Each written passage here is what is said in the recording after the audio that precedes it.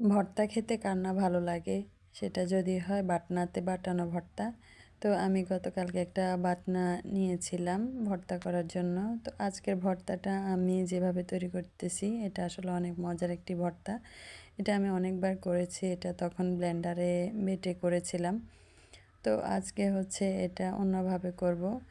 তো সেজন্য আমি এখানে সরিষার তেল দিয়ে দিয়েছি কড়াইয়ের মধ্যে। এগুলা এইভাবে ভেজে নিলে তো জিনিসটা নরম হয়ে যায়, সেজন্য বাটতে আর সমস্যা হয় না, যেটাতে বাটুক, পাটায় বা ব্লেন্ডারে বা বাটনাতে। তো আমি আলু কুচি করে এভাবে ভেজে নিয়েছি, মরিচগুলো ভেজে নিয়েছি, এভাবে পেঁয়াজগুলো ভেজে নিব। তো এরকম করে ভেজে নিলে এটা একটু নরম হয়ে যাবে, হালকা একটু লবণ দিয়ে এটাকে ভাজা ভাজা করে উঠাই নিব। তারপর হচ্ছে রসুনগুলাও ভেজে নিব। তো এরপরে এখানে হচ্ছে ধনিয়া ভেজে নেব। ধনিয়াগুলা হচ্ছে বেশি করে দিলে এই ভর্তাটার মজা বেশি হয়। তো আমার এখানে ফ্রোজেন করা ধনিয়া ছিল। তো এগুলো তাজা, আগের দিনের, একটু নষ্ট হয়ে যাবে বিধায় আমি ডিপে রেখে দিয়েছিলাম। তো আরও কিছু ধনিয়া অ্যাড করলাম। যত বেশি ধনিয়া দেওয়া যাবে তত বেশি মজা হবে। তো এই তো বাটনাতে আমি সবগুলো নিয়ে নিয়েছি। এই তো দেখতে খুবই সুন্দর লাগতেছে। তো এরপরে হচ্ছে এগুলাকে বাটার প্রসেসিং। এই যে একটা এখানে বাটার জন্য একটা জিনিস দিয়েছে, এটাকে দিয়ে আমি হালকা একটু লবণ দিয়ে এটাকে বাটা শুরু করব। তো আস্তে আস্তে বাটবো। যখন হচ্ছে মরিচগুলো প্রথমে করব, তো এই ফার্স্ট টাইম করতেছি, আমার কাছে কিন্তু খুবই ভালো লাগতেছে, সুন্দর লাগতেছে। তো এভাবে আমি মরিচগুলোও করব, তারপর হচ্ছে আমি আলুগুলোও করব।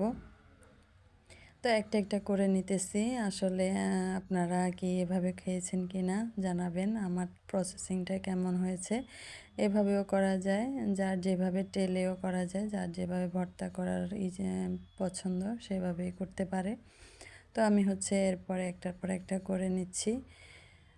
তো এই তো প্রায় কমপ্লিট করা। তো এখানে রসুনগুলো করতেছি। তো এই আর কি, ভর্তা আসলে খেতে অনেক ভালো লাগে, তবে গ্যাস্ট্রিকের জন্য এখন একটু কম খাই। তারপরে মাঝে মধ্যে অনেক ইচ্ছে করে একটু ভর্তা দিয়ে ভাত খাই। তো সেই জন্য করে ফেলে, একা খাই না, অবশ্যই আশেপাশে সবাইকে দিয়েই খাই। তো এরপরে হচ্ছে এগুলো হয়ে গেছে, আমি একটা চামচ দিয়ে মাঝখানে নিয়ে নিলাম। তারপর হচ্ছে লাস্টে একটু সরিষার তেল দিয়ে এটাকে আরেকটু মাখিয়ে নেব। সরিষার তেল দিয়ে আগে যেহেতু ভেজেছি, এগুলাতে বেশি সরিষার তেল আর দিতে হবে না। তো আমি একটু সামান্য পরিমাণে দিয়ে দিব। তো এই তো সবাই জানাবেন কেমন হলো ভর্তাটা, এভাবে করে খেতে পারেন, অনেক মজা হয়েছিল ভর্তাটা, আমার দুপুরেই শেষ হয়ে গেছে। তো কেমন হলো জানাবেন সবাই।